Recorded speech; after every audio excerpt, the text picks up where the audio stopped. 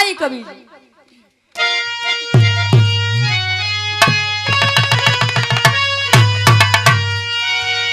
दयान सम्मान पर जान कुर्बान है, पर न भारत की गरिमा लुटाएंगे हम। कर नजर को नजर कर के देखे कोई, क्या है औकात छड़ में दिखाएंगे हम। हिम से शीतल हृदय और फौलाद भी तोड़ दूं शान शौकत और अभिमान को। हो गया जो हुआ अब संभल कर रहो, कैसे भूलूं गिरन के मैं बलिदान को।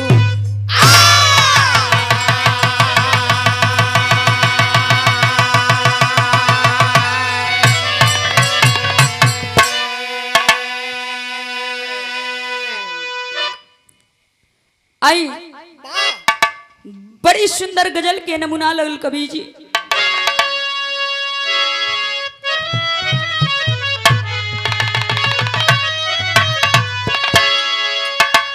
तो अज जी रहा लाश बन कर, अज जी रहा लाश बन कर, बेवफा तेरी याद में।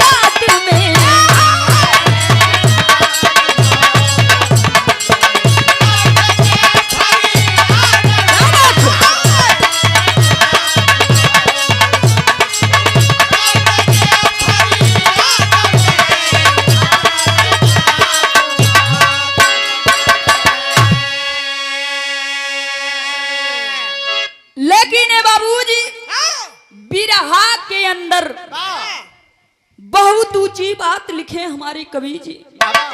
भाव में क्या लिखे? तो अज हो रहा है जुर्म कितना,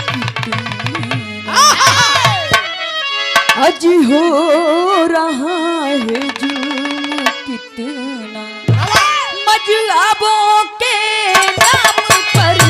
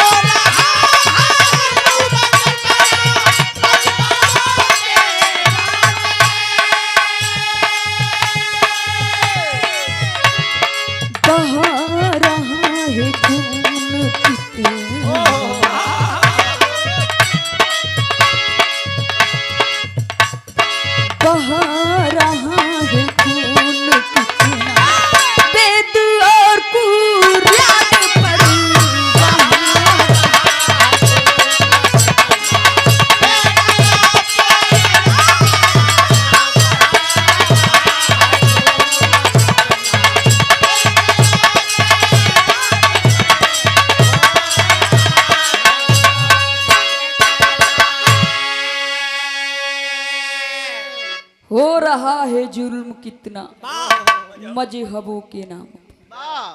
एक वो समय था जब भगवान के नाम पर रावण सीता जी को चुरा कर लेकर चला। आज वो समय आ गया है कि भगवान के नाम पर लोग पूरे देशवे के लूटता लोग। यहीं से हमारे कहानी का शुरुआत हुआ कवि जी।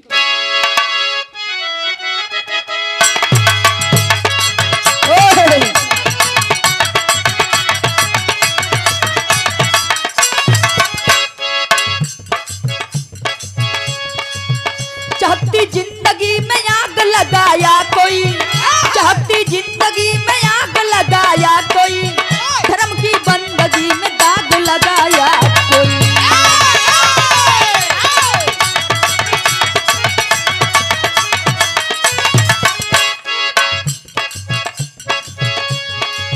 प्रांत पंजाब तरन तारण जिला के अंदर, प्रांत पंजाब तरन तारण जिला के अंदर, रामबेई पुई में जन्म तेरे सिकंदर।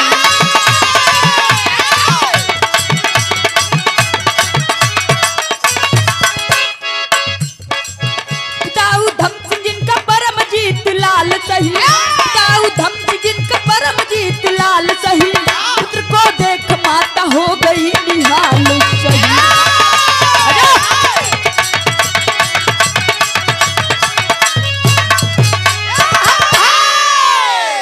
आइए बाबूजी कहानी के समझ ले जा। इसी भारत की धरती पर प्रांत पंजाब है, उसी प्रांत पंजाब के अंतर्गत तरन तारण जिला बा। वही तरन तारण जिला के अंदर एक छोटा सा गांव, जौना गांव के नाम बेईपुई बतावल गया। वही बेईपुई का रहे वाला सरदार बाबू उधम सिंह, जिनकर एक ही गो बेटा परमजीत सिंह बतावल गए। शुरू से ये बाबूजी उनका दिल में यह जज्बा रहे कि हम पढ़ लिख के सेना के जवान कर। वही समय धीरे धीरे पढ़ाई बढ़े लगला, पढ़ाई कैलन, भर्ती देखलन, पास गइलन, सेना के जवान बन गइल। जब सेना के जवान बनले बाबूजी धीरे धीरे समय बीतत बा, तमाम तिलकहरू दरवाजे पे खाचे लगल। सब सोचेला ये बाबूजी कि हम अपने बेटी के ऐसा घरे करी कि जहां हमारे बेटी सुखी रहे। उस समय तमाम तिलकहरू दरवाजे पे खाचत बड़ा। इधर सरदार बाबू उधम सिंह परेशान हो गइलन, परेशान हो के शादी के दिन रखल। बारात गइल, दुल्हन घरे लेके आइल बा लोग, बड़ी खुशहाली के मौका बा। उस समय एक लाइन गीत लगल कवि।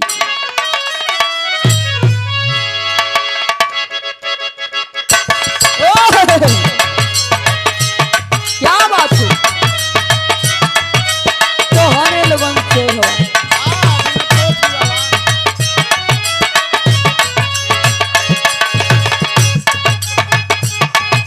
क्या बात है,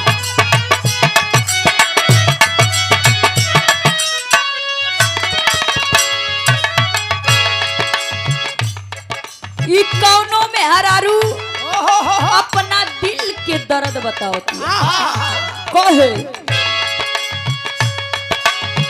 चढ़ली जवानिया में गमना करवाले, छोड़ी के गईले बहरवा।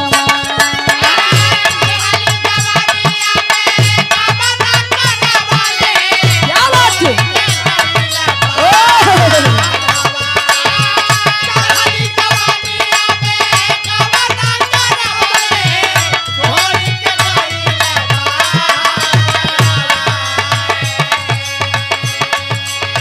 चढ़ली जवानिया में कमना करवाले, छोड़ी के गईले बहरवा। अरतिया बूझे लाना हमारी तरतिया, ये तरल निमन नई हरवा।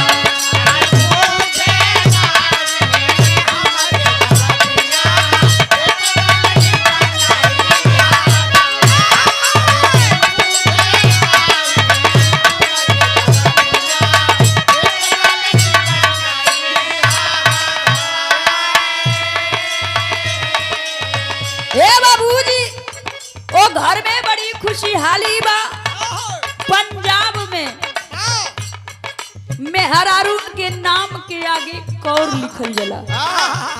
साई संजोग से दोनों जानी का नाम राशि के बा का बा कभी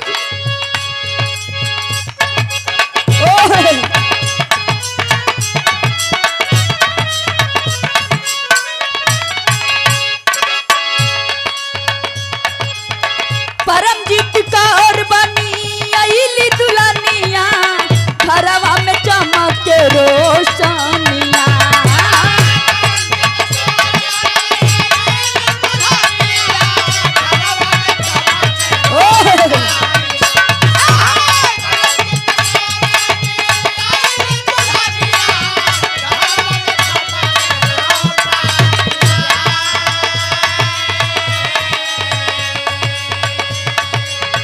परमजीत कौर बनी आइली दुल्हनिया घरवा में चमक रोशनिया। बबुआ सजना सामे झुमली सजनिया घर से प्रीतिया को पानिया।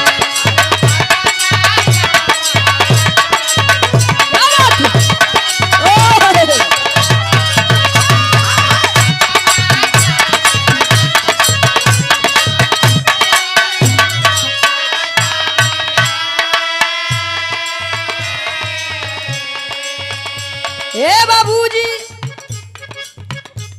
इनकर नाम परमजीत सिंह बतावल गई और उनकर नाम परमजीत कौर बतावल गई। घर में बड़ी खुशहाली बा धीरे धीरे समय बीतत बा। समय के अनुसार ए बाबूजी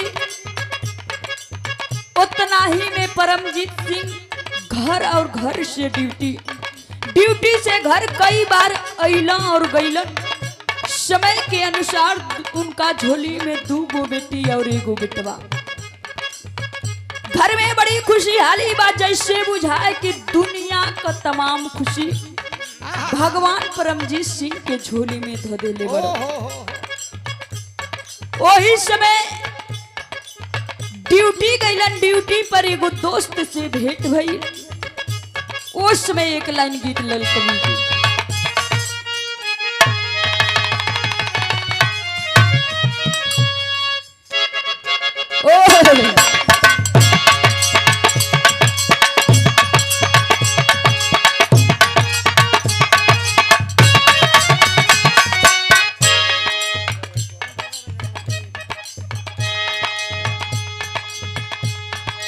तोहरा प्यार में दहिया हमारी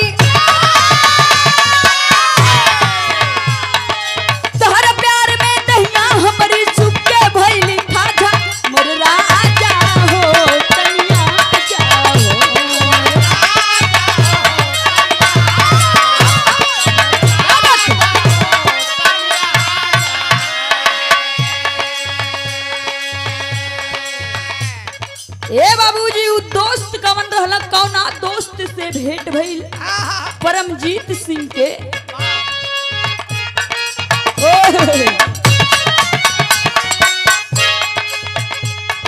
प्रेम सगर संग परमजीत के प्रेम सगर संग परमजीत के खूब जमेले यारी प्यारी लागे ले यारी न्यारी हो प्यारी।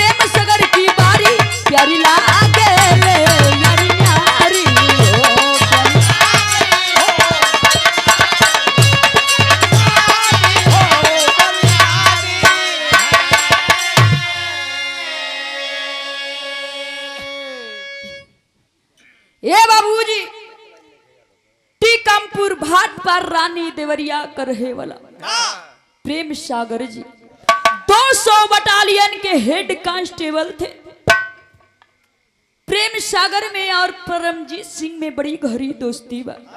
जैसे किशन सुदामा के धीरे धीरे समय बीतत बा, वही समय ये बाबूजी विदेशिया में लिखे पड़ल का भाई।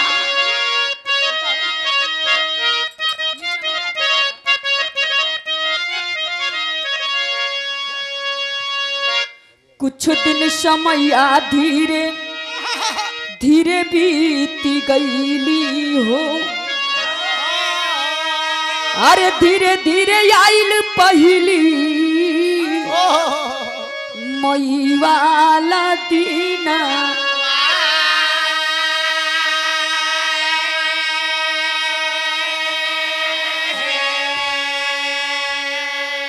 पुंछ जिला में ढर सेक्टर अरे कृष्णा घाट सीमा पर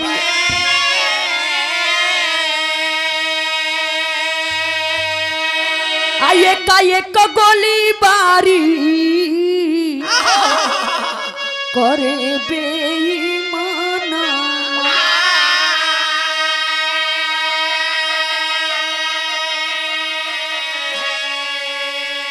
बॉर्डर एक्शन टीम घुसे अरे भारत में मुदैया हो,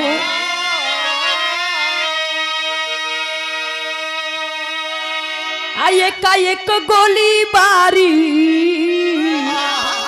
करे बेईमाना।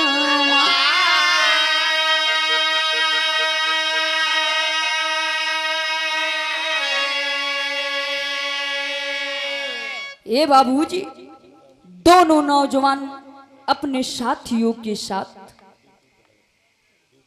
ड्यूटी के दौरान ड्यूटी पर तैनात हैं। उसी समय कुछ पापी पाकिस्तानी हमारे भारत के अंदर घुसपैठ कर देते, एकाएक गोली बारी बरसाने लगते हैं। इधर से भी हमारे देश के दोनों नौजवान परमजीत सिंह और प्रेम सागर जी अपने साथियों के साथ एकाएक जवाबी में गोली बारी बरसाते हैं। भैल का कवि जी वीर रस के तर्ज लगा।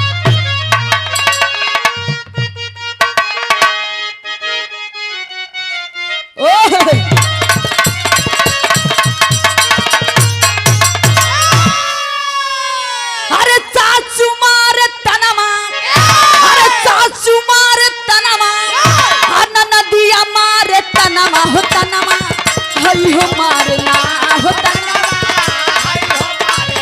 रे हमारे आगे कब तहनर तनमा, हई हो मारना।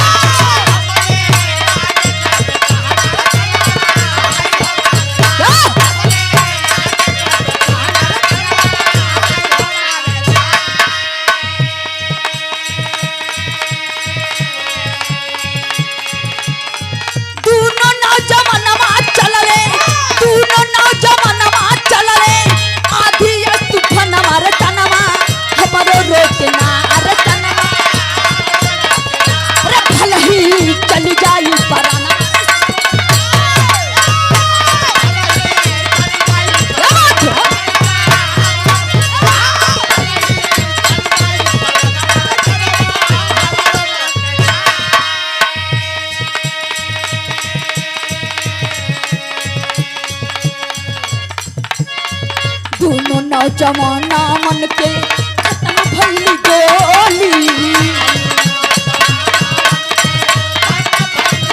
क्या बात है?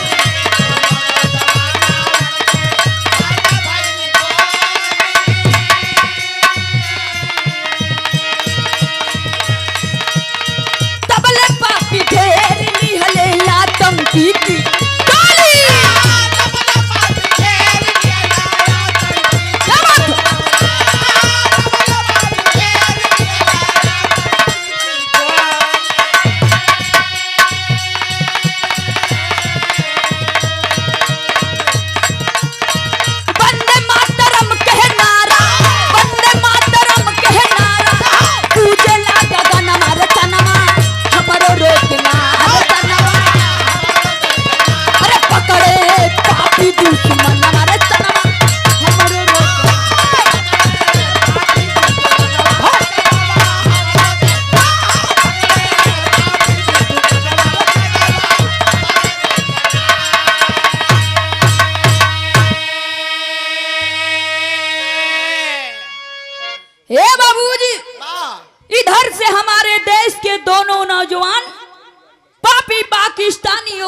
भगाते हुए खदेड़ते हुए पाकिस्तान में घुस जाते हैं।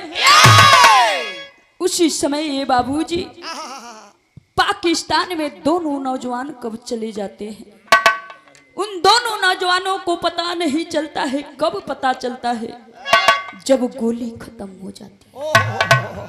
उसी समय हमारे देश के दोनों नौजवानों को पापी पाकिस्तानी रस्सी से बांध देते हैं, चारों तरफ से घेर कर। टेरी में लिखे पढ़ल कवि,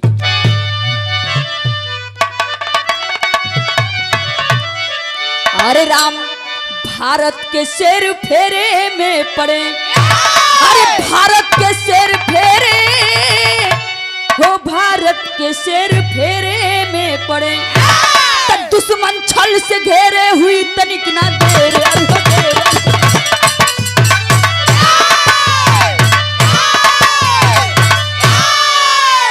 दस पकड़े 10 मार रहे, अरे 10 पकड़े 10 मार रहे, वो पाकिस्तान की घाटी है। गीदड़ क्या शान दिखाते हो, फौलाद मर्द की छाती। दो गीदड़ आ जाओ तुम, दो गीदड़ आ जाओ, तुम एक एक लड़के दिखाएंगे। दूध पिया अगर माँ की अपनी छठी की याद दिलाएंगे। ए बाबूजी, दोनों नौजवान नो को चारों तरफ से पापी पाकिस्तानी घेर लेते हैं। फिर भी हमारे देश के दोनों नौजवानों के जुबान से आवाज आती है, तुम पापी पाकिस्तानी गीदड़ थे और गिदड़पना जानते हो। अगर अपनी माँ का दूध पिए हो तो तुम लोग दो आ जाओ, हम अकेले लड़के दिखाएंगे। लेकिन इतना कहा उन्होंने कमाई दूध पिए ले। उसी समय हमारे देश के दोनों नौजवानों के साथ करते हैं क्या करें?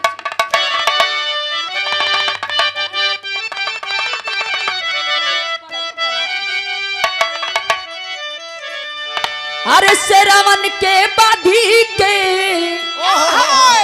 अरे गतारियानु कैले ये कदम लचा,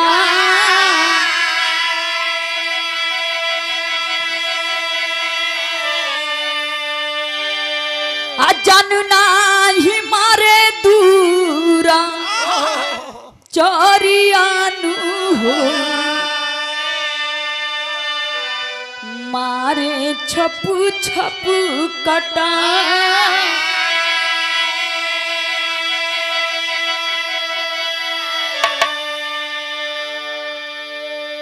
ए बाबूजी, दोनों नौजवानों को रस्सी से बांध करके धारदार तलवारों से छप छप मारते हैं। फिर भी हमारे दोनों नौजवान एक बात कहते हैं,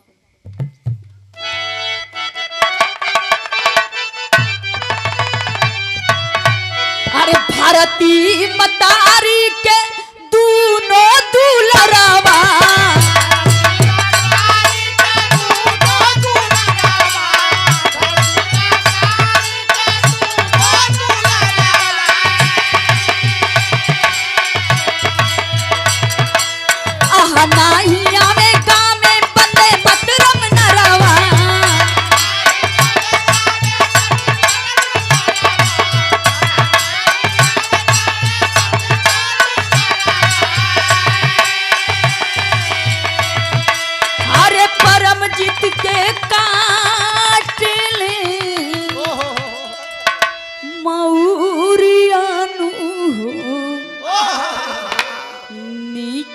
पपिया गद्दार। ये बाबूजी, दोनों नौजवानों के जुबान से भारत माता की आवाज गूंजती है। पाकिस्तान में उस बात को सहन नहीं कर पाए और पापी पाकिस्तानी परमजीत सिंह को धरती पर लिटाकर भेड़ बकरियों की तरह सर और धड़ दोनों अलग कर देते। उतना ही नहीं बाबूजी, प्रेम सागर जी को छप छप तलवारों से मारते हैं। इस कष्टदायक पीड़ा को सहन नहीं कर पाए और इस देश को छोड़कर दोनों नौजवान चले गए। परमजीत सिंह के घर पर जब यह खबर आती है, उनकी मां रो कर के एक बात कहती है,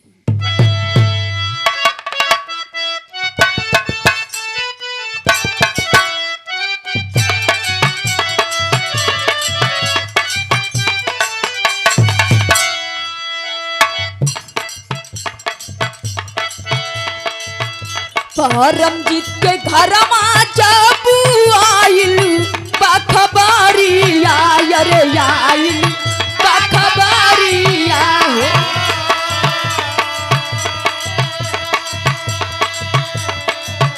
परमजीत के घर में जब आइल बखबारिया, अरे आइल बखबारिया हो। रोवेली मतरिया छतिया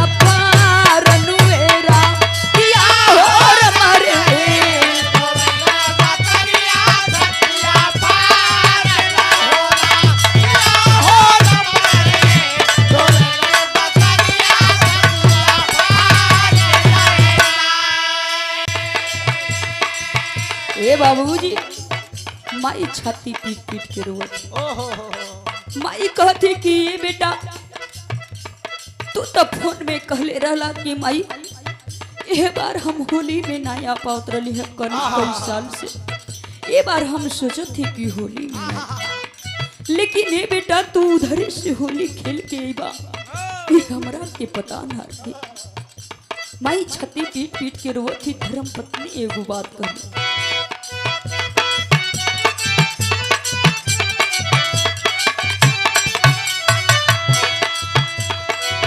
मारी गईली मतिया छतिया पीटे ली गुजारिया, अरे पीटे ली गुजारिया।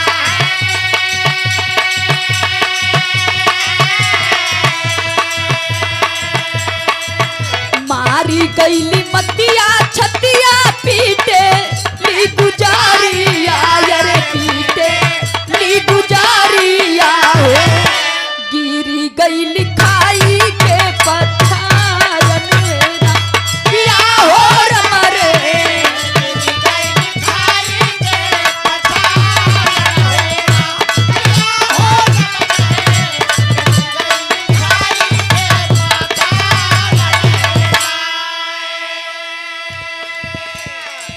ये बाबूजी, यह खबर जब उनकी धर्म पत्नी को पता चलता है, अब आँख हो जाती है, सुन्न हो जाती है, उसी समय बेहोश होकर के गिर जाती है। गांव टोला मोहल्ला के लोग सारे लोग समझा रहे हैं। गाँव नगर में घेरल गाँव के बदारी आयर, गाँव के बदारी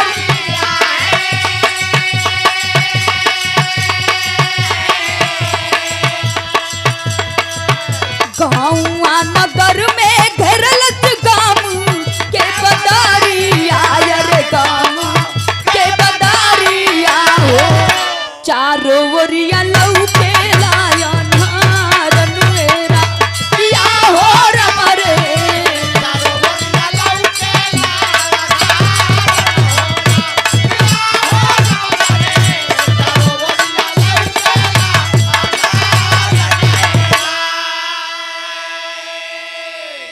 ए बाबूजी, इधर परमजीत सिंह के घरे रोवन पिटन पड़ल बा।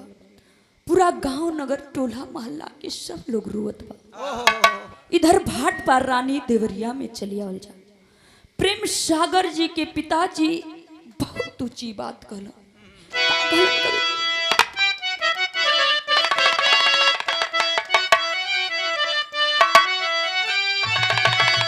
कि हमारे ही बगिया के, अरे हमारे ही बगिया के रहला सुगनामा, सुगनामा कहवा उड़ी गईल हो, हमारे ही बगिया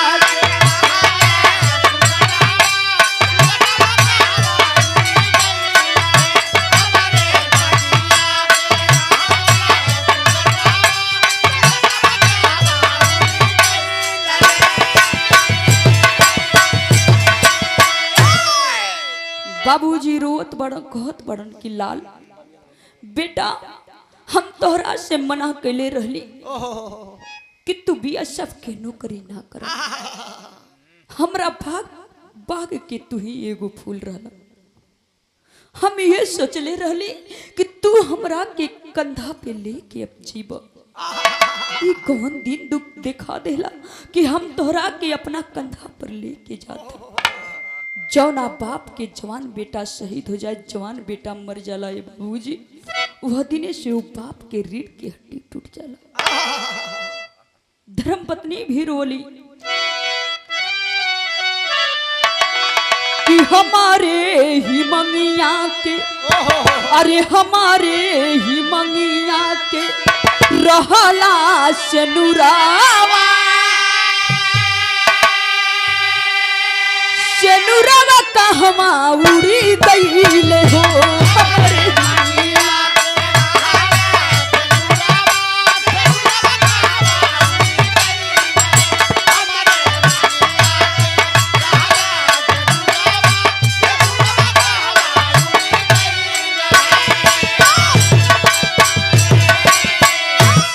ए बाबूजी दोनों घरे रोवन पीटन पड़ल बा। अगर गांव के चोटा चुगला चुतिया मर जाला तो दुनिया का लोग कही जाए तो मर गई ठीक भाई। धरती का बोझ रहा, धरती हल्लुक हो गई। लेकिन ए बाबूजी अगर कौनो जवान शहीद हो जाला तो उनका खातिर पूरा भारत रोएला।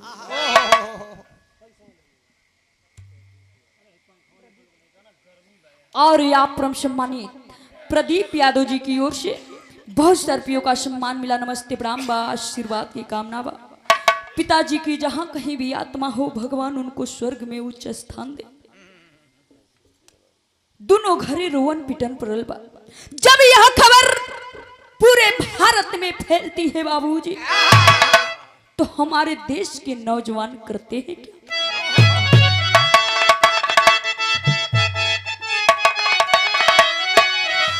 परमजीत के खोजे नया नामा सनामा जाई ना। अरे परमजीत के खोजे नया नामा सनामा जाई ना। गुस्सा में बचारा हिंदुस्तान मा सनामा जाई ना।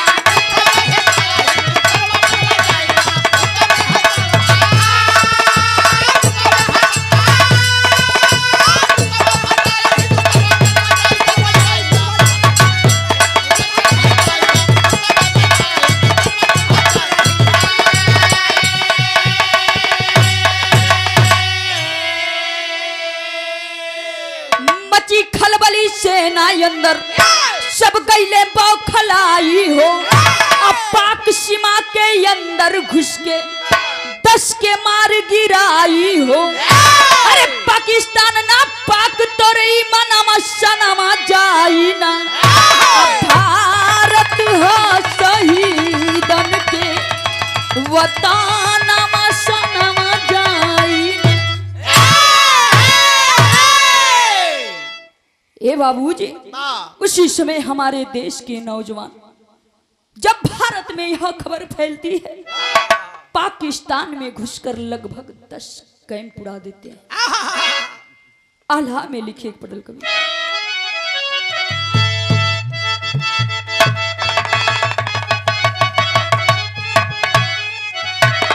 अरे रहली गुलाम जाबू, रहली गुलाम जाबू भारती महतरिया बाबू।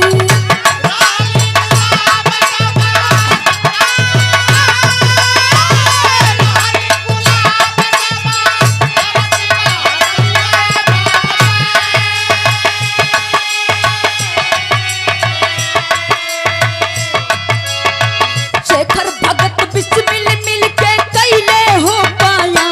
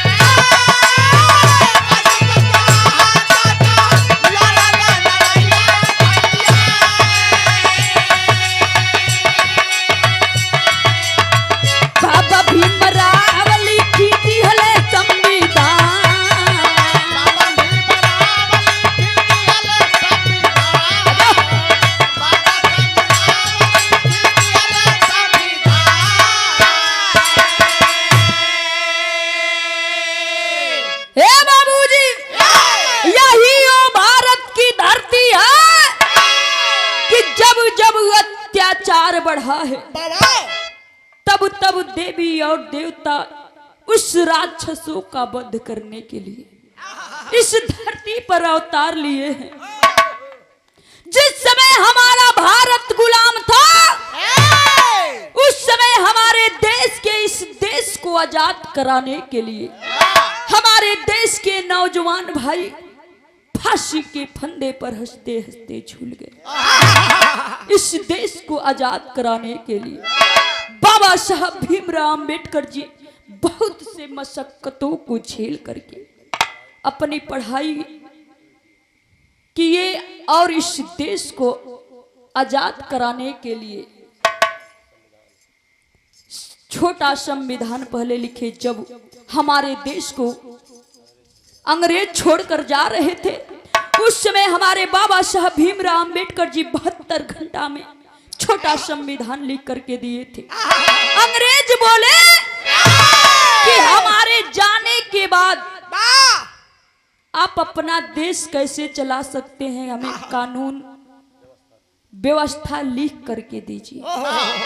हमारे बाबा आज तो सब लोग कहते संविधान बदले के, सब लोग के कहते, सब जाना था संविधान बदल देंगे। आज तो सारे लोग शिक्षित हैं सर, सभी लोग पढ़े लिखे हैं। जितनी पाकिस्तान में आबादी है, अगर प्रधानमंत्री जी का आदेश मिल जाए तो जितनी पाकिस्तान में आबादी है उतने तो हमारे बॉर्डर पर देश के नौजवान रहते हैं। पाकिस्तान को मुट्ठी भर मसल कर नस्तनाबूद कर देंगे। लेकिन वो लोग कहें कि आदेश दे लो, कानून उनका बेटा शहीद होता, शहीद तो हमारा और आपके किसान भाई के लड़का जवान बनत है। सुबह हमने जाइल जाई बिरा गा के जाइल जा तो देखी ना जा रोड पर नौजवान भाई लोग दौड़त रहे लो 4 बजे 3 बजे उठ के हर रोज। अब तो 4 साल का नौकरियों हो गई, 4 साल नौकरी करके का करी लो, पेंशनियों ना मिल पाई।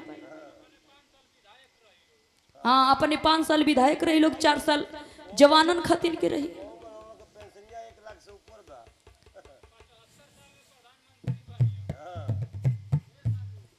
देखिए हम लोगों को एकता की जरूरत है। वैसे तो हमने साइकिल खूब दौड़ौली है जा, अब बुझेबो गइल 27 में उन्होंने के काव्य से उन्होंने का प्राण ऊपर नीचे होता, बुझ गइल उ लोग की डंका बाज गइल, बखेड़ा भइबे कइल, देखबे कइनी जा डंका तो बजेबे करल जाई 27 में 400 पार खटाखट खटाखट खटाखट का उ लोग सरकार बनाई लो। लेकिन ए बाबूजी, दोनों नौजवानों की शहीद लाश दोनों नौजवानों के घर पर आई। परमजीत सिंह का जब लाश घर पर आता है, पंजाब में उनका बेटा जिद कर देता है, मुझे अपने पिताजी की लाश को देखना है। हमारे देश के नौजवान नहीं दिखा रहे थे, क्योंकि सर को काट करके पापी पाकिस्तानी लेकर चले गए थे, केवल धड़ ही आया था। आज भी दोनों नौजवानों की धर्मपत्नी रो रही है, रो कर एक बात कह रही है। क्या कह रही है कवि जी?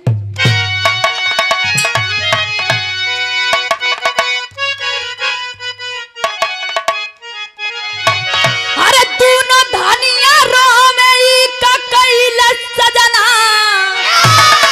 नैया छोड़िया द जलवे परैला सजना।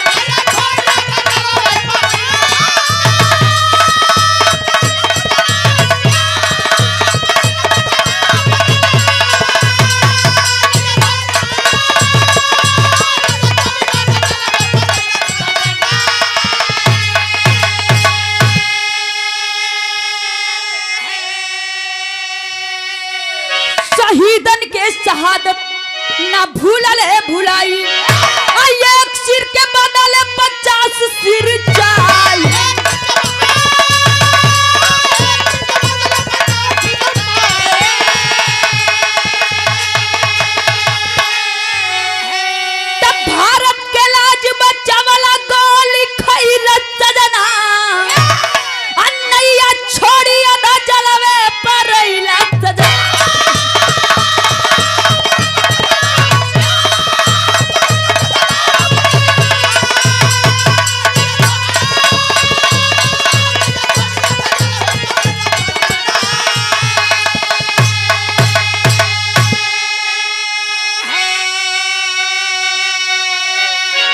तो आने लोगन शेर हवा कोनो जरूरी है कि शेर के खाली पोछिए रहे, बिना पोछ वाला शेर हूं। ए बाबूजी, दोनों नौजवानों की धर्मपत्नी आज भी रो रही है, रो करके भगवान से फरियाद कर रही है उस विधाता से कि हमें एक तरफ से गर्व है कि हम एक शहीद की पत्नी हैं, लेकिन एक तरफ से हमें दुख भी है कि अब किसके सहारे हमारे जीवन की नैया पार। सरकार से मांग भी कैली लोग कि हमें एक सिर के बदले 50 सिर चाहिए। कोरोना आइल, कोरोना आइल ना, 50 गो सिर लेके का करबो। प्रधानमंत्री जी कहलन कि कोरोना बढ़ गई, कोरोना बढ़ गई। पाकिस्तान गईलन अपने, कोरोना लेके अइला अपने, इधर जनता में फैला दिला कोरोना आ गई, कोरोना हो गई। कितना लोग हार्ट अटैक से मर गए, आउट ऑफ मैटर ना। सोच सोच के अब अहिन भी बहुत लोग कह दिले बा कि सुइया जे के लगल हो धीरे धीरे असर करत हो। कितना लोग सोच सोच के जात हो कि हम सुइया लगवैले, हम चल जाई। तनी सा बीमार पड़त लोग तो कहते लोग कहीं कोरोना वाली सुइया लगौले असर ना करत हियो। लेकिन ए बाबूजी, सरकार के तरफ से दोनों परिवारों को कुछ सहयोग मिला, पैसा रुपया मिला। मैं आप लोगों से कहना चाहती हूँ कि अगर आदमी है तो पैसा रुपया बहुत आई और बहुत जाए, जब आदमी ये ना रही तो पैसा रुपया कौने काम के। हमारे कहानी के अंत भाई लास्ट में लिखेंगे कवि गुरु बिहारी गुरु गणेश वीरो भारत का देश, लिखते छोटे लाल शिव कुमार बा संदेश।